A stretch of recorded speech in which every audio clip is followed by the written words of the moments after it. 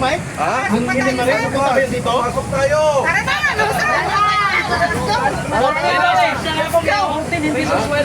Si Kong Mike Defensor, Santiago namating sa Senado mga kabayan. Kung totoo ba yung song na 14 lang ang nandyan, bago daw yan?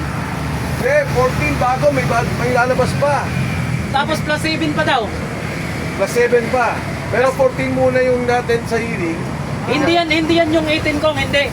Hindi. Karagdagan yung 14.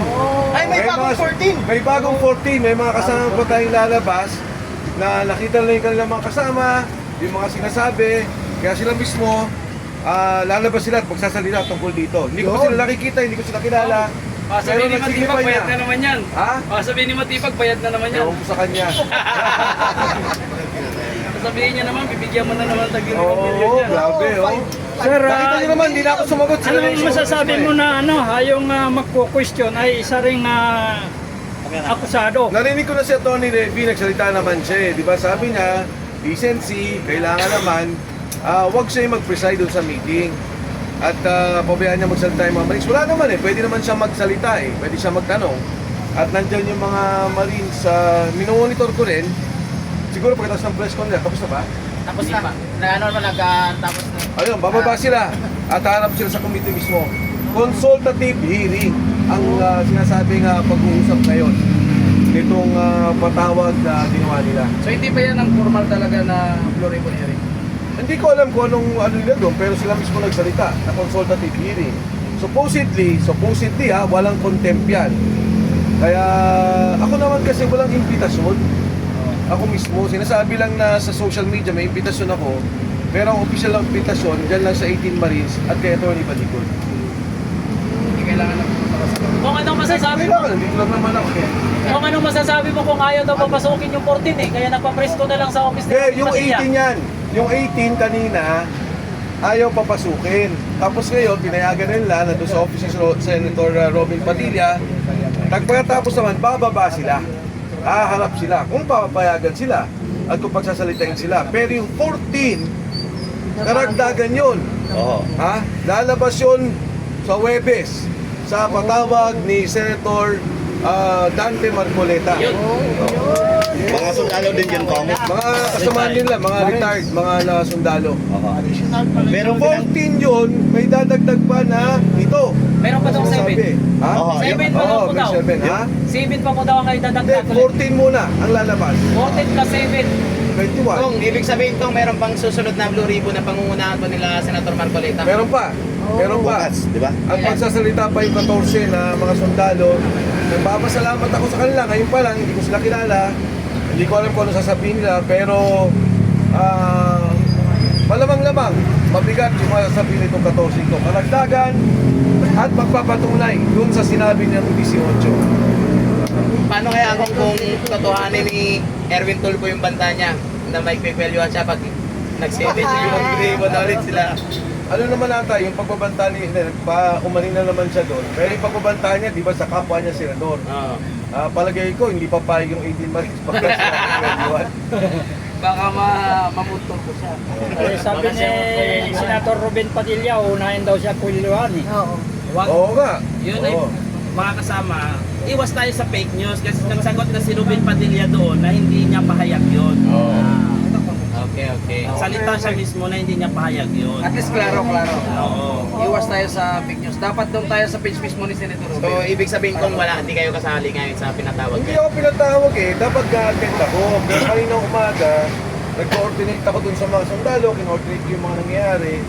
Kaya medyo nahuli ako sa pagdating dito. Pero, pinopul check ko eh. Dahil nga dapat susulat din ako kay Senator Cayetano na ano ba to, mayroong sulat sa amin. Pero wala namang official na binigay sa akin. Baka sabihin naman, nag-representa ako na hindi naman ako inibitahan. So walang sabihin na dumating sa'yo, Kong? Wala. Walang imbitasyon. Doon sa 18 Marines, Kong, meron ding Meron. sabihin Atty. Levy, tapos binanggit yung 18 Marines. Kami na lang mag-iimbita sa iyo, sir. Yan!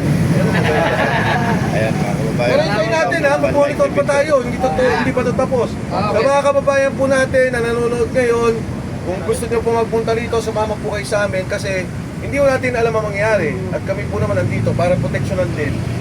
Bigyan ng kahit pa paano, alalay, yung ating 18 Marines, yung mga Brave 18 at si Atty. Baligod. Salamat Sama po. na rin kami doon kung lahat kami. Salamat, sir. Kasama kayo. Yes. Hindi, pero tayo magiging unang magdidepensa eh. Yes, opo. Kaya salamat ha, salamat sa inyo. Salamat. Pero kung nandun kayo sa loob po kanina ko, Wala. Nagko-coordinate ako, inayos ko muna yung mga... Kasi di ba yung pagpunta nila, ano yung nangyayari, paano yung koordinasyon sa opisina ni Senator Robin Padilla, mga ganung bagay. kasi nagtataka kami kung nanonood kami ng live, naka-silent naman po. Ano po kaya ang hidden agenda doon? Hindi naman, kanina. Biglang nag-silent po yung live nila. Ah, talaga? Ay, hindi ko alam. Yung lumapit si Matibag, kaya ito.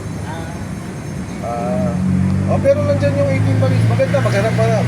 Dahil maraming sinabi si Atty. Matibag na hindi ko maintindihan kung isa ba ay National Bureau of Investigation na tumutulong sa pag-imbestiga ng anomalya o iniimbestigahan niya at tinitira niya yung mga nagsasalita sa korupsyon at anomalya.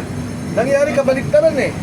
Siya pa yung ginagamit pa yung ahensya niya para siraan yung Brave 18 at sila Atty. Baligon.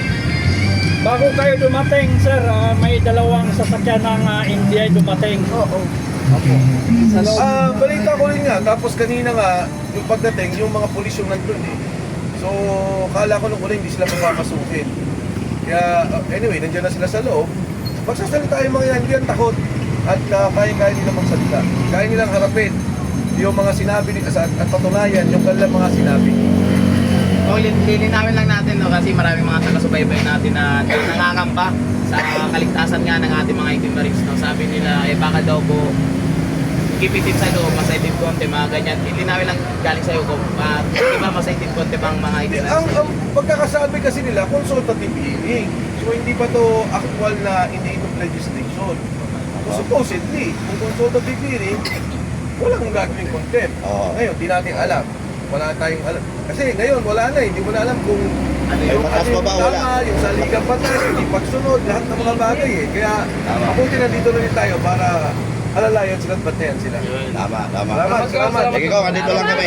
Kung isa na lang, kung yung congressman po ng Palawan, ay po yung name. Alvarez. Alvarez po, itinatanggi po niya na nakatanggap po siya ng malitang bakit po nasama yung pangalan niya. Una sa lahat, nagpapasalamat daw kay Congressman Pepito Alvarez sa pagdalo.